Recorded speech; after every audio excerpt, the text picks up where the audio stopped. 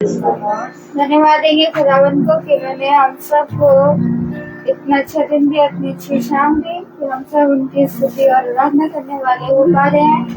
और बीते समय हम सबको अच्छे से संभाल के रखा और संभाल और धन्यवाद देते हैं कि खुदावन ने हम दीदी को ये लोगों को अच्छे से पहुँचाया, बड़ी मम्मी को अच्छे से पहुँचाया।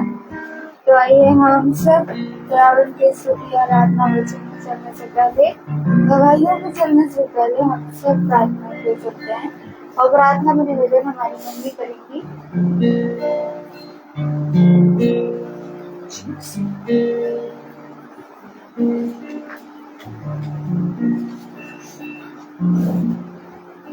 हम प्रार्थना करें।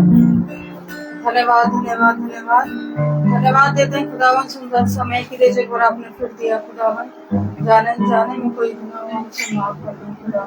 खुदावन आपसे प्रार्थना करते हैं इस घर के ऊपर अपना हाथ रखिए। खुदावन घर में रहने वाले खुदावन बुद्धि और समझ दीजिए अपने वचन की। खुदावन की वो लोग भी आके बैठे हैं खुदावन, वो भी आपका भय मानने वाले बन सके। खुदावन आपसे प्रार्थना करते हैं जो भी आपका वचन आज बोले खुदावन आप उनमें हो के बोलिए, हम उसे सुनने सुनते ध्यान करने वाले बन सके। खुदावन लोगों को बताने वाले बन सके। जितने भी लोग फेसबुक के जरिए यूट्यूब के सबको अपने वचन की समझ और तकलीफों के हम आपकी स्तुति आराधना करने वाले बन सके। यीशु मसीह के नाम में मांगते हैं। आप सब क्योंकि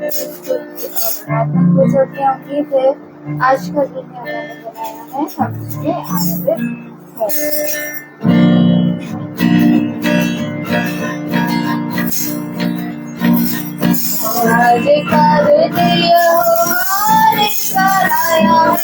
हम इसमें आनंदित आज कर दिया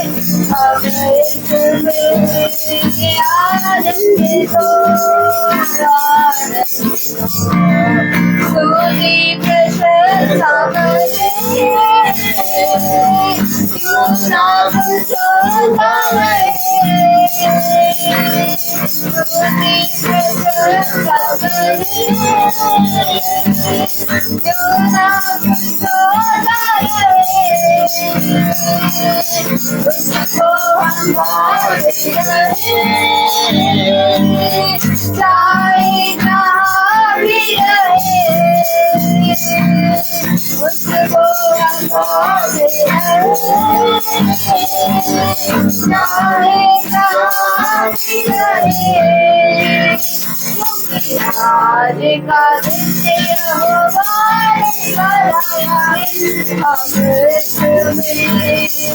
आनंद हो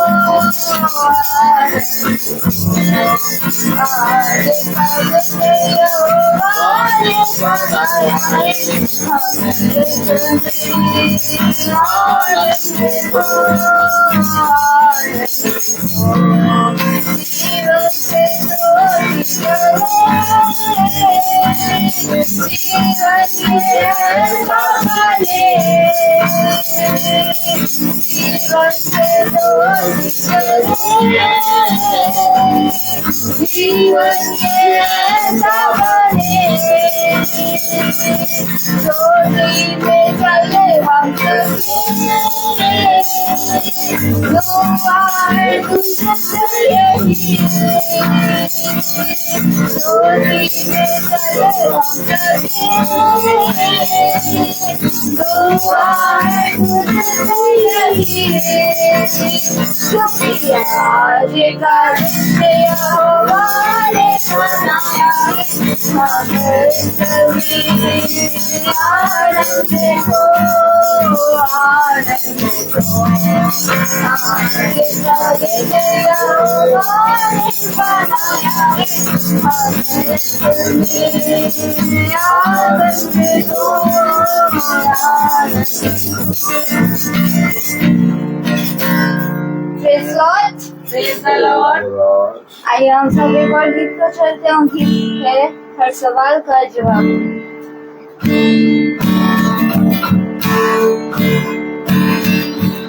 सवाल का जवाब तू, हर अधिकार का तू, हर उम्मीदों में आशा तू, अंधेरों में उजाला तू,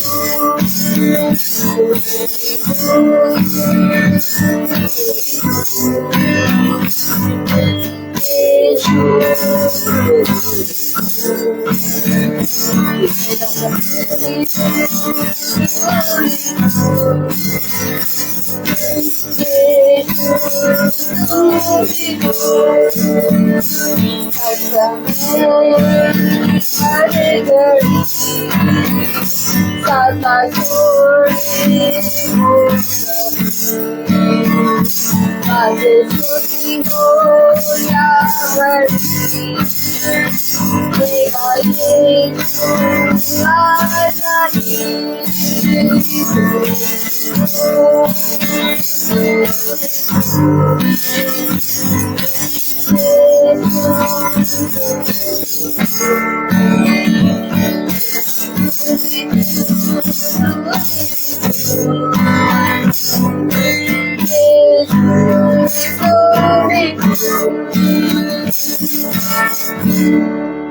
Praise Lord.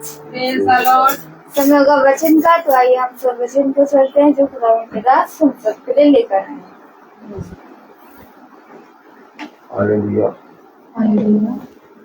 सच में खुदा बहुत महान है, पवित्र है, अनुग्रहकारी और विलंब से विरोध करने वाला खुदा है।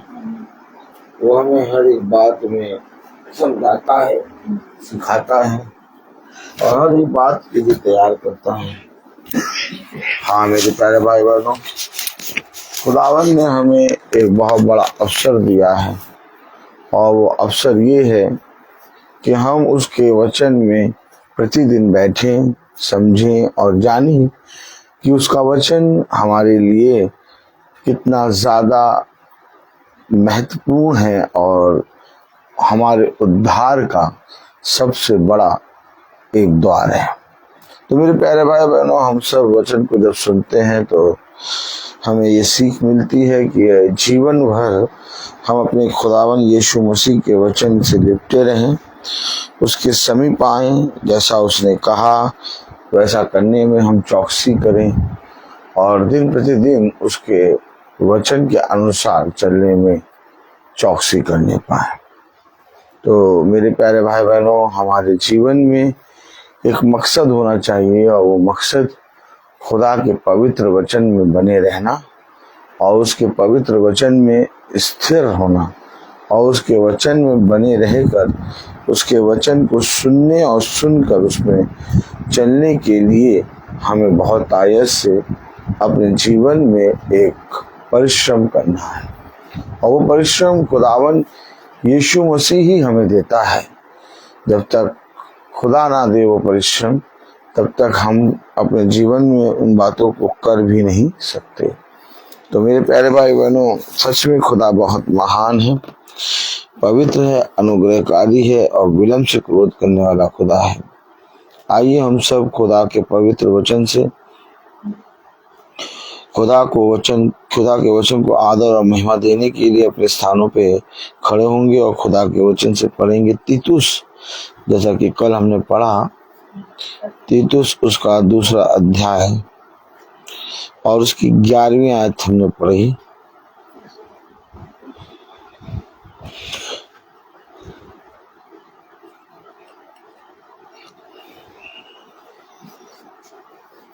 तीतुस 2:11।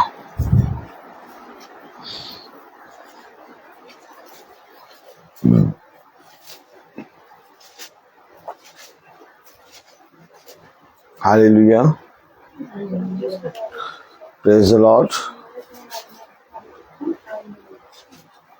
तीतुस 2:11 में लिखा है, क्योंकि खुदा का वह अनुग्रह प्रकट है जो सब मनुष्यों के उद्धार का कारण है। क्योंकि खुदा का वह अनुग्रह प्रकट है जो सब मनुष्यों के उद्धार का कारण है। खुदावन का वचन जो कि पवित्र, इस पवित्र वचन को खुदा हम निकम्मों को समझने और उसमें चलने की सामर्थ प्रदान करे। आमीन। हम सब अपने स्थानों में बैठ जाएं। सच में खुदा बहुत महान है, पवित्र है, अनुग्रहकारी और विलंब से क्रोध करने वाला खुदा है। और खुदा ने हमें और आपको ये पवित्र वचन दिया जिसके द्वारा हम अपने जीवन में सही और पिता की दिखाए हुए रास्ते पे चलने और उसमें बने रहने में चौकसी करने पाए। एक बहुत बड़ा अनुग्रह, एक बहुत बड़ा सामर्थ का काम हम सब भाई बहनों के जीवन में हुआ। Praise the Lord. और वो अनुग्रह जो हमारे जीवन में हुआ, वो अनुग्रह, वो सामर्थ का काम क्या है? Praise the Lord, hallelujah. हम पढ़े वचन 11वीं आयत। क्योंकि खुदा का वह अनुग्रह प्रकट है जो सब मनुष्यों के उद्धार का कारण है। सब मनुष्य के उद्धार का कारण, सब मनुष्य के उद्धार का कारण, सब मनुष्य का उद्धार का कारण क्या है? खुदा का अनुग्रह। क्या है? अनुग्रह। हालेलुया। तेरा अनुग्रह मुझ पर बहुत है। Praise the Lord. मेरा अनुग्रह तुझ पर बहुत है। कितनी प्यारी बात, कितना सामर्थी वचन। आज कोई मनुष्य अपने जीवन में अनुग्रह के विषय में नहीं जानता। अनुग्रह वो जो खुदा ने हम निकम्मों पर, हम लोगों पर दिया। क्योंकि खुदा हम सब भाई बहनों को अपने वचन के द्वारा सिखाता है, समझाता है। और जब हमें वो बातें सिखाता और समझाता है तो बहुत सी बातों के विषय में पिता हमें सचेत करता है। खुदा का अनुग्रह, हालेलुया, खुदा का अनुग्रह सब मनुष्य के लिए उद्धार का कारण है। अब इस अनुग्रह को अगर हम और आप नहीं समझते तो हम एक ऐसे जीवन में जी रहे हैं जिसे अभी तक हमने जाना नहीं। देखिए, आज मनुष्य अनुग्रह को आशीष में और तमाम किस्म की बातों में रख देता है, लेकिन अनुग्रह आशीष नहीं है। अनुग्रह आप चुन लिए जनों के लिए एक द्वार है जिसके द्वारा पिता के अभिषिक्त, पिता के चुने गए लोग उसके राज्य में प्रवेश करेंगे। हम सब जानते हैं कि जब एक सामरी स्त्री आई तो खुदा ने उससे कहा, बच्चों की रोटी कुत्तों के सामने नहीं डालते। लेकिन उसका विश्वास बहुत बड़ा था। उसने कहा, गुरुवर सही बात है, लेकिन कुत्ते भी अपने स्वामी की मेज से गिरा हुआ चूर चार खा के पल जाते हैं। उसकी इस बात को देखकर खुदा ने कहा,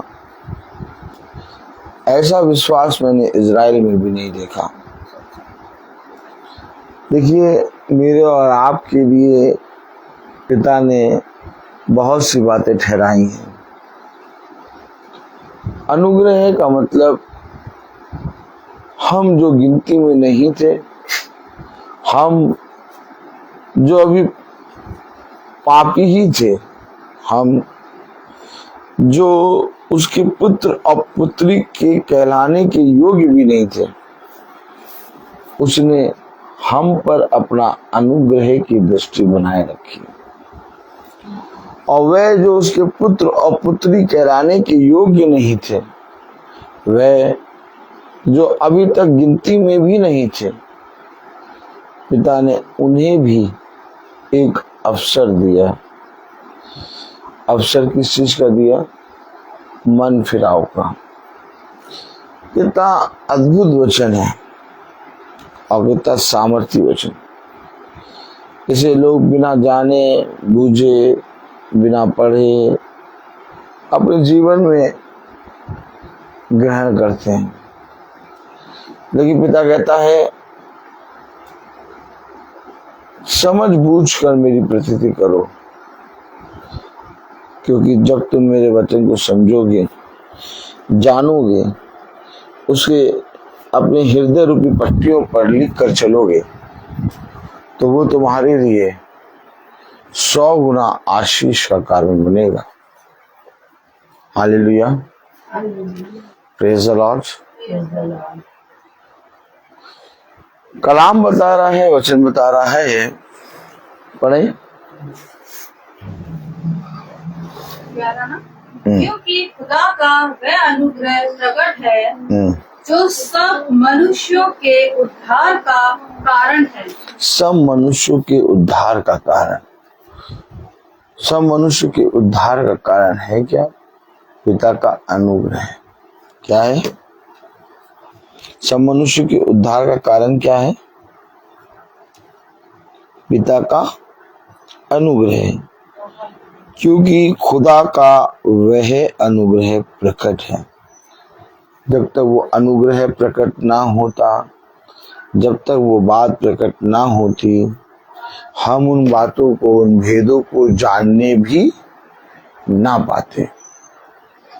कैसे हम पर वो भेद खुले, कैसे हमारे जीवन में पिता ने उन भेदों को हमारे ऊपर खोला। आइए देखें उत्पत्ति,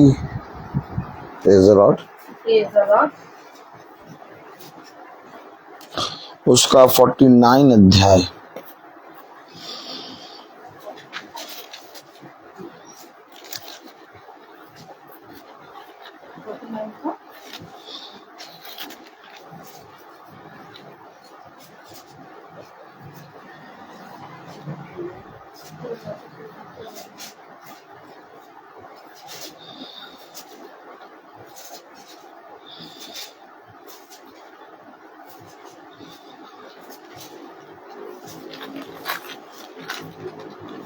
Praise the Lord.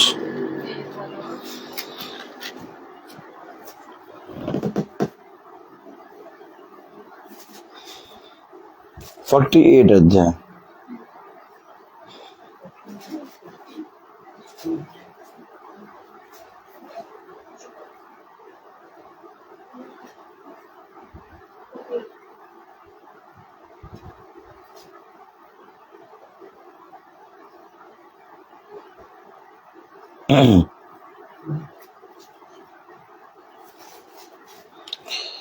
कलाम बताता है, वचन बताता है। देखिए अनुग्रह कैसे आया, कैसे हुआ अनुग्रह हमारे जीवन में।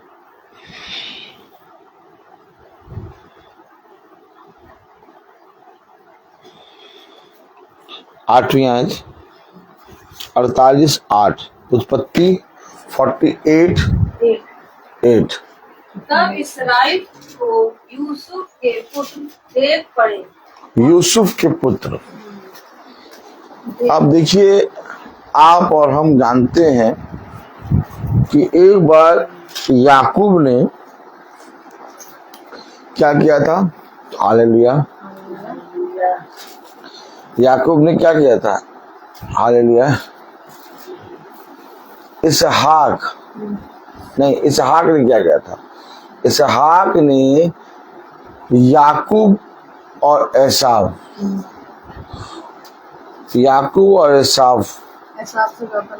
Praise the Lord. इसहाक ने याकूब और एसाव को बुलाया और एसाव से कहा था कि एसाव को मैं आशीष दूंगा,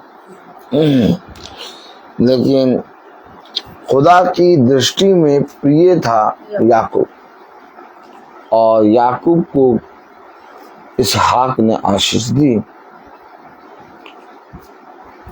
क्योंकि उस समय याकूब के ऊपर खुदा के अनुग्रह की दृष्टि थी। कलाम बताता है याकूब प्रिय था, इसहाक के लिए एसाफ प्रिय था, परंतु याकूब खुदा के लिए की दृष्टि में याकूब प्रिय था। अब आज एक समय आया जब याकूब के सामने उसके बेटे के 2 बेटे, यानी यूसुफ, याकूब का बेटा कौन? यूसुफ, और यूसुफ के 2 बेटे कौन? एफ्रेम और मनसे से। कलाम बताता, वचन बताता अनुग्रह की दृष्टि, क्या बताता तीतुस में? कि खुदा के अनुग्रह की दृष्टि क्या बता रहा है? क्योंकि खुदा का वह अनुग्रह प्रकट है, खुदा का वह अनुग्रह प्रकट है जो सब मनुष्यों के उद्धार का कारण है, जो सब मनुष्य के उद्धार का कारण। अब कलाम बताता, वचन बताता उत्पत्ति 48:8 में, तब इज़राइल को यूसुफ के पुत्र देख पड़े। इज़राइल को यूसुफ के पुत्र देख पड़े। उसने पूछा, ये कौन है? यूसुफ के दोनों बच्चों को देखकर इज़राइल अर्थात याकूब ने पूछा, ये कौन है? यूसुफ ने अपने पिता से कहा, यूसुफ ने अपने पिता से कहा, ये मेरे पुत्र हैं, ये मेरे पुत्र हैं। आमीन। यूसुफ ने इज़राइल से कहा, ये मेरे पुत्र हैं। पुत्र कितने हैं? 2। अब अनुग्रह की दृष्टि, हमारे जीवन में अनुग्रह कैसे आता है? हम जो चुने नहीं थे, हम जो गिनती में भी नहीं थे, लेकिन एक तस्वीर बनती है, और तस्वीर ये बनती है कि पिता जिसको चाहता है उसको आशीष देता है। कलाम में लिखा, वचन में लिखा, पढ़े। यूसुफ ने अपने पिता से कहा, यूसुफ ने अपने पिता से कहा, ये मेरे पुत्र हैं, ये मेरे पुत्र हैं, जो खुदा ने मुझे यहाँ दिए हैं। जो खुदा ने मुझे यहाँ दिए हैं। उसने कहा उनको मेरे पास ले आओ, उनको मेरे पास ले आओ, कि मैं उन्हें आशीर्वाद दूं। कि मैं उन्हें आशीर्वाद दूं। हालेलुया। इन दोनों पुत्रों को, यानी यूसुफ के दोनों पुत्रों को मेरे पास ले आओ। किसने कहा? याकूब ने, कि मैं उनको आशीर्वाद दूं। देखा आपने? आज माँ बाप अपने बच्चों को अपने जीवन में सारी चीजें देते हैं, लेकिन जब एक धर्मी मनुष्य इस पृथ्वी से जाता है या जाने वाला होता है, तो वो धर्मी मनुष्य इस पृथ्वी की वस्तुओं को नहीं देता, परंतु वो धर्मी मनुष्य खुदा की ओर से प्राप्त किए हुए उन वरदानों को जो उसने धर्म के मार्ग पर चलने के कारण प्राप्त करे अपनी संतानों को देता है। मैं आपसे कहता हूँ, हो सकता है कि आप अपने बच्चों को अच्छी शिक्षा दे रहे हो सकता है आप अपने बच्चों के लिए एक अच्छा बड़ा बैंक बैलेंस छोड़ दे रहे हो सकता है आपने बहुत प्रॉपर्टी खरीद ली हो, लेकिन आप बताइए, क्या वो धन जो हमने अपनी मेहनत से, बहुत कमाई से, बहुत खून पसीना करके जोड़ा है अपने संतानों के लिए, क्या हमारी संतान उस धन को सही चीज पे लगाएगी? कहीं वो धन ही उनके लिए उनके प्राण या उनकी मृत्यु का कारण न बन जाए। क्या ही धन है वो मनुष्य जो धर्म की शिक्षा कमाता है और अपने बच्चों को बुलाकर उस धर्म के मार्ग पर चलने की आशीष देता है। आपको मालूम है, याकूब जब यूसुफ के दोनों बच्चों को देख रहा है तो वो सोना चांदी नहीं दे रहा, वो कोई खेत, कोई बड़ी जमीन नहीं दे रहा, वो उन्हें बुला रहा है कि मैं उन्हें आशीर्वाद दूं, अर्थात स्वर्ग का खजाना। कहाँ का खजाना? स्वर्ग का खजाना। क्या? स्वर्ग। नवी आयत पढ़े।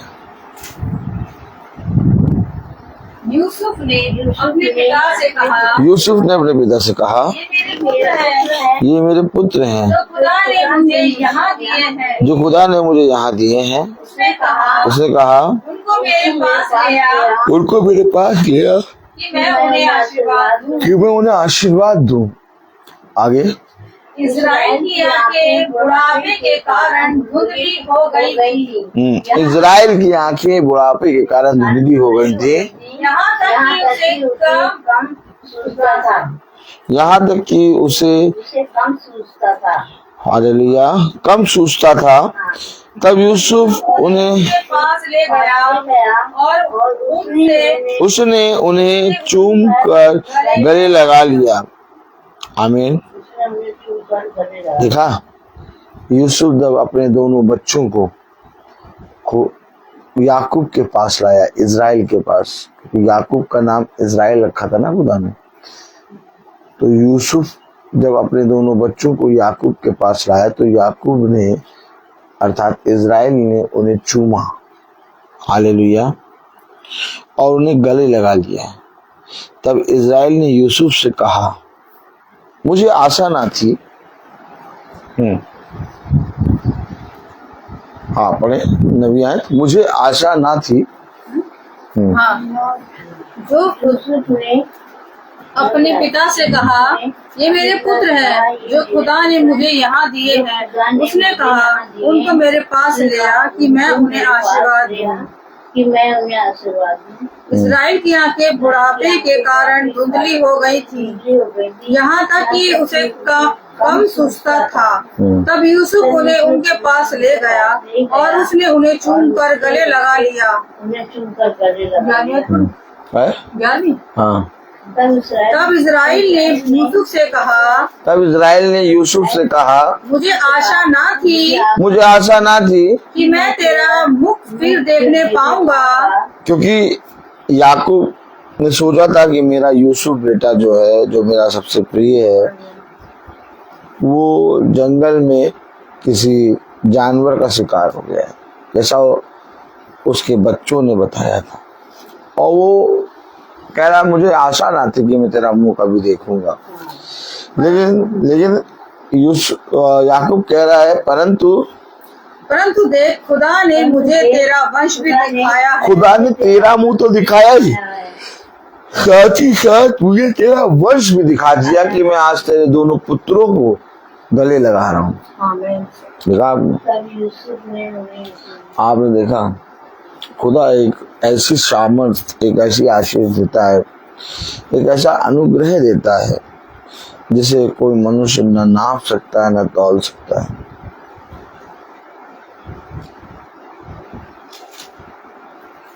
याकूब की दृष्टि में जो मर गया था, याकूब की दृष्टि में जो कभी ना देख पड़ता था, खुदा ने लेकिन यूसुफ को एक स्थान में रखा था। और याकूब इस बात को, अर्थात इजराइल इस बात को देख के बहुत खुश हुआ और उसे गले लगाता है और कहता है मैं तो सोचता था तेरा मुंह कभी ना देखूंगा, लेकिन आज खुदा ने एक ऐसा समय दिया कि मैं तेरा मुख तो देख ही रहा हूँ, साथ ही साथ तेरे घराने का मुख भी देख रहा हूँ। 11वीं आयत में क्या लिखा है? मुझे आशा ना थी मुझे आशा ना थी कि मैं तेरा मुख फिर देखने पाऊंगा, कि मैं तेरा मुख फिर देखने पाऊंगा, परंतु देख तेरा वंश भी दिखाया है। खुदा ने तेरा वंश भी दिखाया है। हालेलुया। आगे कलाम में क्या लिखा है? तब यूसुफ ने अपने घुटनों के बीच से हटाकर और अपने मुंह के बल भूमि पर गिरा के दंडवत की। आगे तब यूसुफ ने उन दोनों को लेकर अर्थात प्रेम को अपने दाहिने हाथ से कि वह इस्राएल के बाएं हाथ पड़े और मनशे को अपने बाएं हाथ से कि वह इस्राएल के दाहिने हाथ पड़े। उसने मनशे को अपने बाएं हाथ से कि वो इजराइल के दाहिने हाथ पड़े और एप्रेम को अपने दाहिने हाथ कि वो मनशे कि वो इजराइल के बाएं हाथ पड़े। देखा, यानी कि जो काम हो रहा है, यूसुफ चाह रहा है कि मनशे से याकूब के दाहिने हाथ और बाएं हाथ पर और एप्रेम बाएं हाथ पे पड़े। मम्मी एक मिनट रुक जाओ कि यूसुफ क्या चाह रहा है कि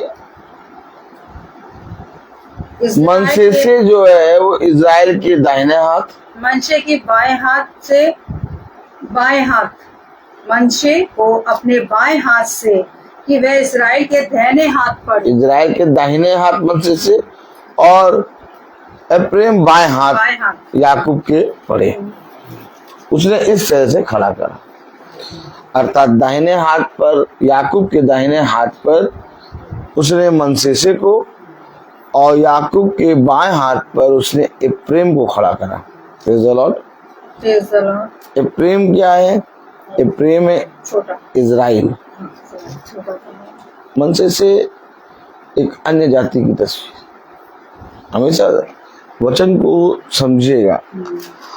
अब आशीर्वाद जब देगा याकूब, अब बहुत ध्यान से देखिए, आशीर्वाद देने के लिए जब याकूब अपना हाथ उठाएगा तो दाहिने हाथ पे कौन है?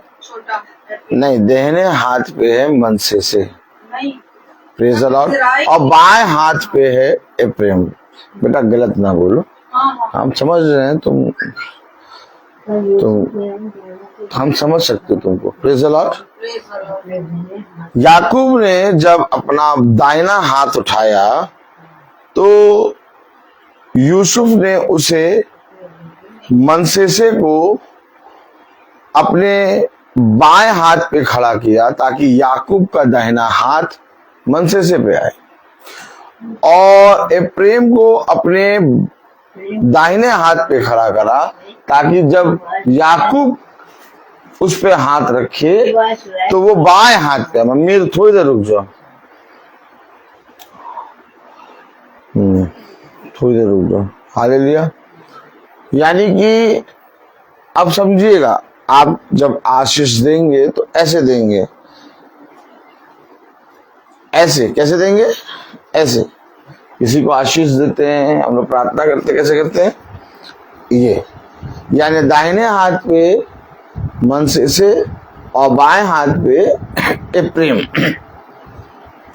यही लिखा है ना, याकूब के दाहिने हाथ पे मनशे और बाएं हाथ पे एप्रेम।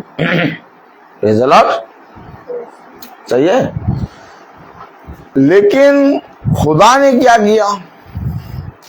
खुदा ने इसको ऐसे क्रॉस कर दिया। क्या कर दिया? ये देखिए, क्रॉस कर दिया। ताली नहीं बजेगी। अब जब ये जो चीज है आशीष, ये जब क्रॉस हुई तो अब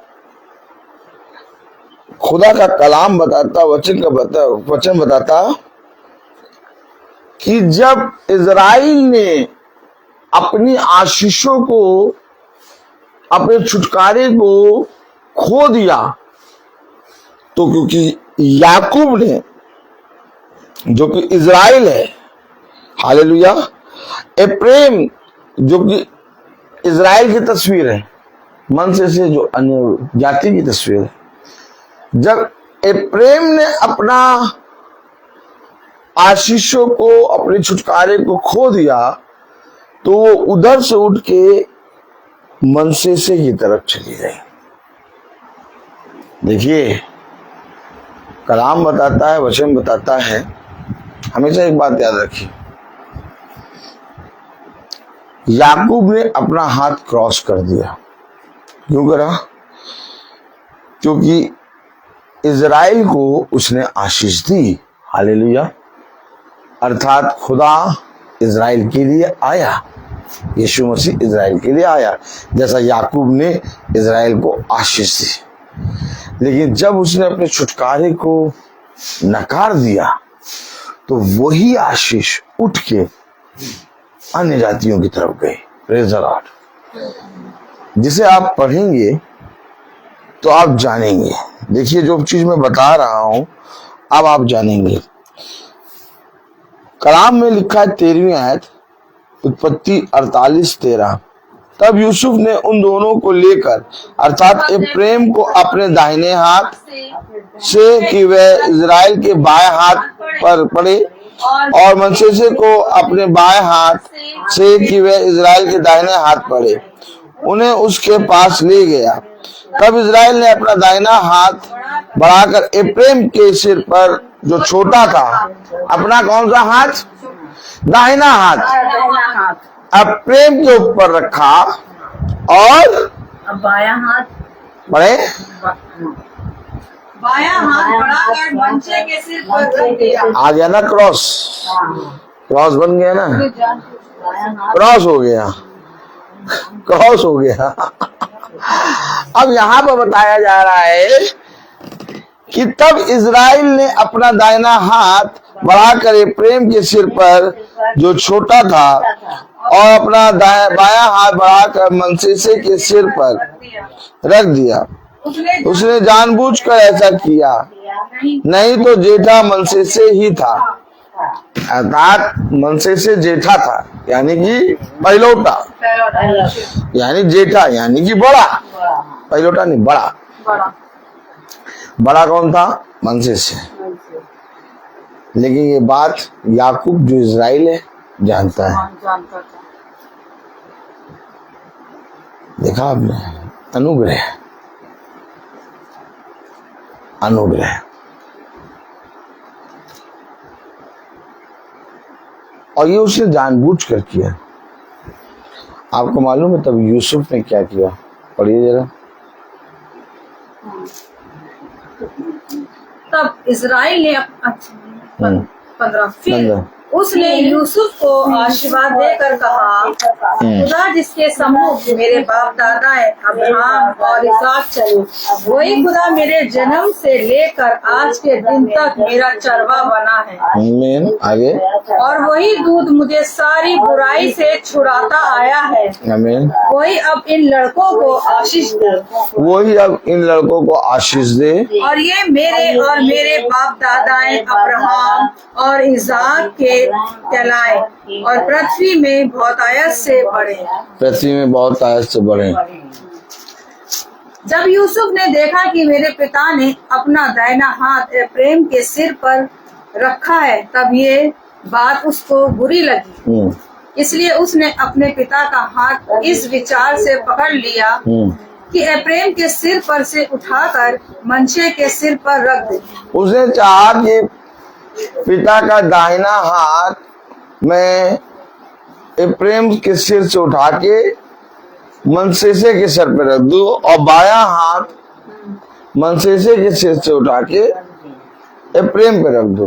ये बात उसने ये सोची, लेकिन कलाम बताता है, और यूसुफ ने कलाम बताता है जब यूसुफ ने देखा जब यूसुफ ने देखा कि मेरे पिता ने अपना दाहिना हाथ एफ्रेम के सिर पर रखा है, एफ्रेम के सिर पे रखा है, तब ये बात उसको बुरी लगी। तब ये बात उसको बुरी लगी, इसलिए उसने अपने पिता का हाथ इस विचार से पकड़ लिया कि एफ्रेम के सिर पर से उठाकर मनशे के सिर पर रख दे। आगे, और यूसुफ ने अपने पिता से कहा, हे पिता ऐसा नहीं, ऐसा ना कर, ऐसा नहीं। हाँ, क्योंकि यही है, क्योंकि जेठा तो मनसे से है। क्योंकि जेठा यही है। हाँ, आगे, अपना दाहिना हाथ इसके सिर पर रख। अपना दाहिना हाथ जेठे पे रखना, मनसे से पे रख। ये तूने क्या किया कि अपना दाहिना हाथ छोटे पे रख दिया, बायां हाथ जेठे पे रख दिया, ऐसा ना कर। लेकिन याकूब ने क्या कहा यूसुफ को? उसके पिता ने कहा, नहीं सुन, हे मेरे पुत्र, मैं इस बात को भली भांति जानता हूँ। यदि भी इससे भी मनुष्यों की एक मंडली एक बड़ी मंडली उत्पन्न होगी, और वह भी महान हो जाएगा, वो भी महान हो जाएगा, तो भी इसका छोटा भाई इससे अधिक महान हो जाएगा। देखा, इसका छोटा भाई इससे अधिक महान हो जाएगा, और इसके वंश से बहुत सी जातियां निकलेंगी। इसके वंश से बहुत सी जातियां निकलेंगी। हालेलुया। आपने देखा यहाँ पर क्रॉस हो गया। क्या हो गया? क्रॉस हो गया।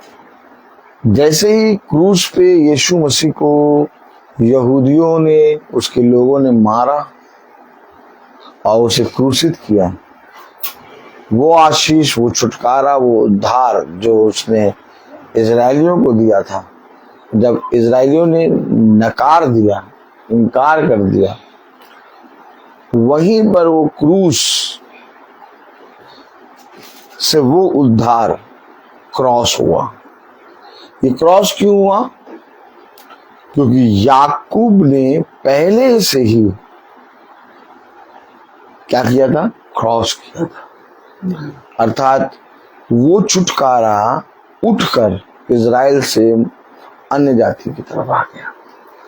अब अन्य जाति से उठकर फिर वो इजराइल जाएगा। ओह माय गॉड, ताली हो जाइए। और जब ये अन्य जाति से उठकर फिर से ये इजराइल जाएगा, तब आएगा रैप्चर। यानी कि इससे पहले कि ये संदेश, ये मैसेज, ये खुदा का अनुग्रह हम पर से उठे, हमें उस अनुग्रह के बादल में, उस वचन में, उस पिलर ऑफ फायर में आ जाना है। जैसे ही ये अनुग्रह उठेगा, वैसे ही दुल्हन अर्थात एक रैप्चर होगा। और जैसे ही रैप्चर होगा तो आप सब जानते हैं कि वो उद्धार जो अन्य जातियों पर अब आया हुआ है, अभी बना है, वो उठ के इजराइल में फिर चला जाएगा। हमेशा याद रखिए, जब इजराइल से वो उद्धार उठा और अन्य जातियों की तरफ फिरा, तो आप सबको मालूम होना चाहिए कि किस तरह से जब उन्होंने खुदा का इनकार करा, उसे क्रूसित किया, तो इजराइल पूरी तरीके से नक्शे से काटा गया। यानी कि इजराइल पूरी तरीके से नाश हो गया था। क्यों हो गया था नाश? क्योंकि उन्होंने अपने छुटकारे को छोड़ दिया था। वहां से उद्धार उठ के अन्य जातियों की तरफ आ गया था। 70 एडी में राजा टाइटस के द्वारा, hallelujah, praise the lord, 70 AD में राजा टाइटस के द्वारा क्या हुआ था? इज़राइल काटा गया, बहुत बुरी तरीके से मारा गया। लेकिन 1947 में एज अ नेशन एक बार फिर से इज़राइल खड़ा कर दिया गया। अब वो उद्धार जब अन्य जातियों से उठ के इजरायलियों की तरफ जाएगा फिर, तो जब उद्धार उठता है तो जहां से उठता है वहां पर क्या आता है? वहां पर लोग मृत्यु मांगते हैं और मृत्यु नहीं आती लोगों। क्यों? क्योंकि उन्होंने अपने उस छुटकारे का, उस वचन का इनकार किया। हमेशा याद रखिए, हम सब वचन को सुन तो रहे हैं, लेकिन आज है वचन को पहनने, ओढ़ने और अपने मन में स्थापित करने का, स्थिर करने का समय।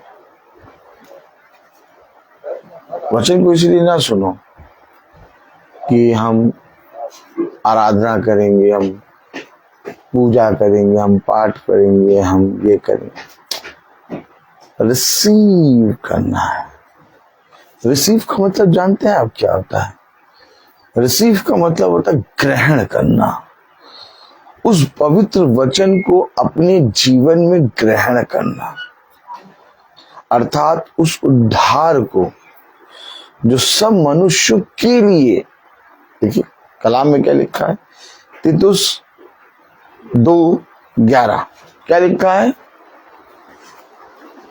क्योंकि खुदा का वो अनुग्रह प्रकट है जो सब मनुष्यों के उद्धार का कारण, जो सब मनुष्य के उद्धार का कारण। उद्धार का कारण क्या है? अनुग्रह।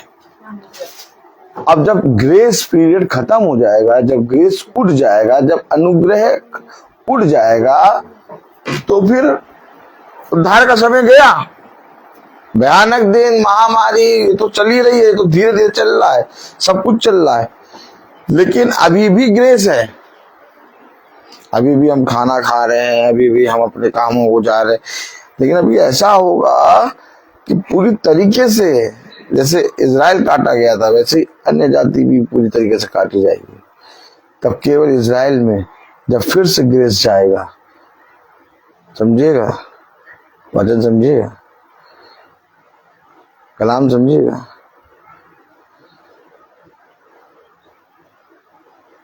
इजरायलियों के बीच में मैसेज को लेके आने वाला एक इजराइल है। अब इजराइल के अंदर से वचन को लेके जाने वाला खुदावन है, इजराइल यहूदा का गोत्र।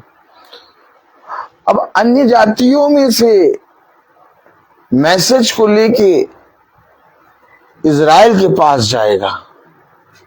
वो कौन होगा? वो दुल्हन होगी। वो दुल्हन होगी जो इजराइल को प्रचार करेगी।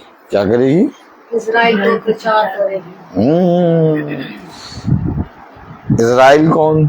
खुदा कह रहा है। वो दुल्हन कौन? दुल्हन वो, प्रेज़ द लॉर्ड, दुल्हन वो जो जिसके विषय में खुदा ने लिखा, तुम जिसके पाप क्षमा करोगे उसके पाप क्षमा हो जाएंगे। हमेशा याद रखिए, हम लोग सोचते हैं इजरायली जिसके पाप क्षमा करेंगे उनके पाप क्षमा नहीं, क्योंकि इजराइल को तो अभी ये मैसेज दुल्हन प्रचार करेगी। Praise the Lord.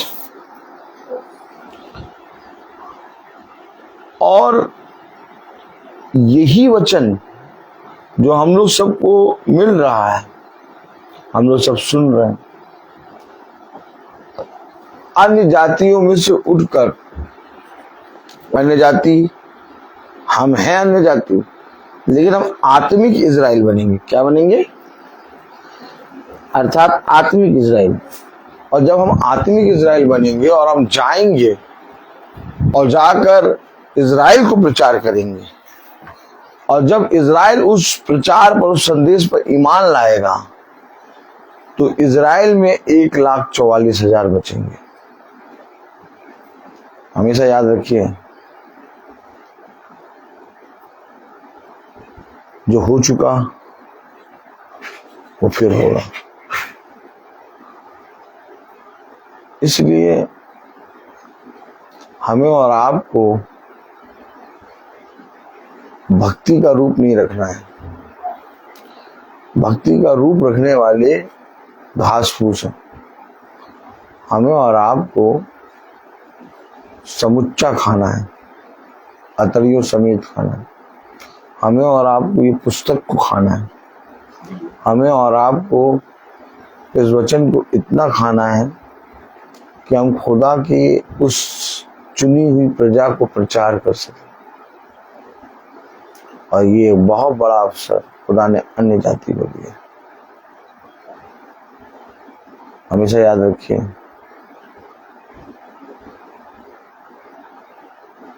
ये बातें खुदा ने हमें और आपको इसलिए दिया है कि हम और आप अपने जीवन में अब पृथ्वी पर देखना बंद कर दें। अगर हम और आप आज भी पृथ्वी पर देख रहे हैं, तूने ऐसा कहा, तूने वैसा कहा, मैं तुझसे बात नहीं करूंगा, मैं भैया उसका नाम नहीं लूंगा, मैं ये फलामा, मैं टिमकामा, तो हम कैसे इतने बड़े काम को कर पाएंगे? उसने एक योजना बनाई है अपने अभिषिक्तों की, और वो योजना ये है कि तुम संसार के कामों में नहीं लगे रहोगे, तुम यहाँ पर अपने पिता के कामों को करोगे। संसार के काम संसार के लोगों को करने दो, मुर्दों को मुर्दा गाड़ने दो, परंतु तुम मेरे पीछे हो लो। कब समझोगे ये सब बातें, ये आए थे? एक कान से सुनते हो, दूसरे कान से झाड़ के निकाल देते हो। पिता का काम छोटा मोटा थोड़ी ना होता है, पिता का काम बहुत बड़ा है। पिता ने कहा, इस पृथ्वी पर मनुष्य के लिए सबसे उत्तम बात क्या है? इस पृथ्वी पर मनुष्य के लिए सबसे उत्तम बात यह है कि वो अपने भेजने वाले की इच्छा को जाने और जैसा उसने कहा उसकी इच्छा के अनुसार करने में चौकसी करे। क्या कर रहे हैं हम? क्या कर रहे हैं हम? क्या हम और आप चौकसी कर रहे हैं? क्या हम और आप पिता के उस कहे गए वचन के अनुसार चलने में चौकसी कर रहे हैं? नहीं। जीवन भर हम आज भी पृथ्वी की चीजों पर दृष्टि कर रहे हैं। तो यदि हम पृथ्वी की चीजों पर दृष्टि करेंगे तो मेरे प्यारे भाई बहनों, हम सब नाश होते जाएंगे। हमारे जीवन का हर एक लक्ष्य यीशु मसीह का वचन होना चाहिए।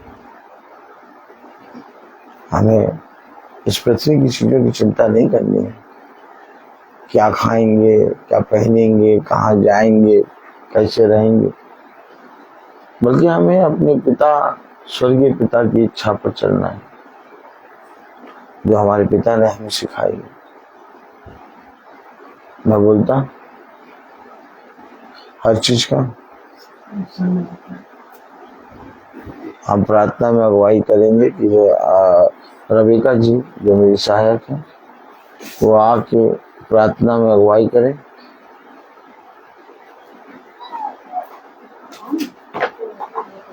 रविका जी आके प्रार्थना करेंगी।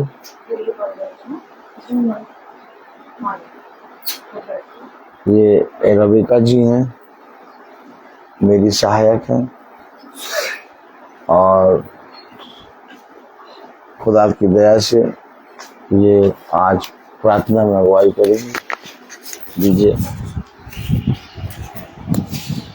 आइए हम प्रार्थना करें। धन्यवाद धन्यवाद धन्यवाद धन्यवाद देते हैं खुदावन सुंदर समय के लिए जो आपने फिर दिया खुदावन। जाने अनजाने में कोई गुनाह हुआ उसे माफ करना खुदावन। हम सबको अपने हाथों में लीजिए खुदावन। खुदावन आपसे प्रार्थना करते हैं, धन्यवाद और सुंदर वचन के लिए खुदावन। हमसे भूलने वाले भी कुछ समझने वाले बने, इस पे चलने वाले बन सके खुदावन। खुदावन आपसे प्रार्थना करते हैं, इस घर के ऊपर अपना आशीर्वाद हाथ रखिए खुदावन। जितने भी लोग फेसबुक के जरिए यूट्यूब के माध्यम से सुन रहे हैं, सबको अपने वचन की समझ और बुद्धि दीजिए खुदावन। उस पर चलने वाला मन दीजिए खुदावन। खुदावन सबके खुदावन हृदयों से बात करिए कि दुख तकलीफों के ऊपर अपना आशीर्वाद हाथ रखना खुदावन। खुदावन आपसे प्रार्थना करती हूँ सृष्टि के लिए खुदावन। खुदावन इसका हाई स्कूल का खुदावन, इसने जो पेपर दिया खुदा बहुत अच्छे से खुदावन ये हाई स्कूल में पास हो गई खुदा, ऐसा हमारा विश्वास है आपके ऊपर खुदावन। से प्रार्थना करते हैं इसका जब रिजल्ट निकले खुदा तो इसमें इस बार खुदा अच्छे नंबरों से आपने इसे पास करा दिया खुदा। खुदावन आपसे प्रार्थना करते हैं इसके ऊपर अपना आशीर्वाद हाथ रखिए खुदावन। हम सबको अपने हाथों में लीजिए खुदावन। खुदावन धन्यवाद हो आपका खुदावन। शबनम की ट्यूशन की आए तो खुदावन बहुत अच्छे से खुदा में लेकर आए और अच्छे से खुदावन वो घर पहुँचे। आपका धन्यवाद हो खुदावन। हम सबको अपने हाथों में लीजिए, यीशु मसीह के नाम में होकर मांगते हैं, आमीन। पिता तू जो स्वर्ग में है, तेरा नाम पवित्र माना जाए, राज्य वैसे स्तुति पूरी हो।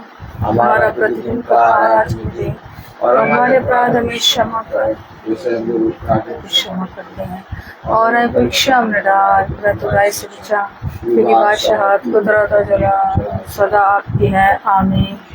अब हमारे खुदावन यीशु मसीह का फजल, खुदा बाप की मोहब्बत, पाक रूह की रिफाकत और सराकत हमें से हर एक विश्वासी दिन के साथ अब से लेकर अनंत तक होती रहे, आमीन।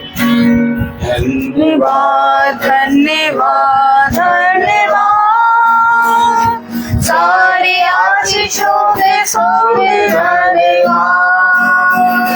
धन्यवाद धन्यवाद धन्यवाद, सारी आशीषों में सोए धन्यवाद। सारी आशीषें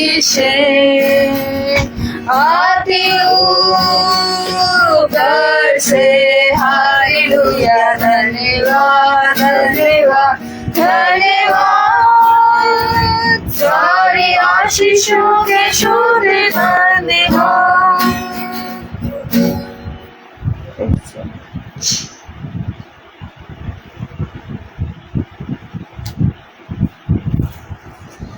तो भाई बहनों को प्रेज़ द लॉर्ड। सूचित किया जाता है कि कल की प्रार्थना शाम को 4 बजे भवन में होगी। कल की प्रार्थना शाम को 4 बजे भवन में होगी। सब भाई बहनों को प्रेज़ द लॉर्ड।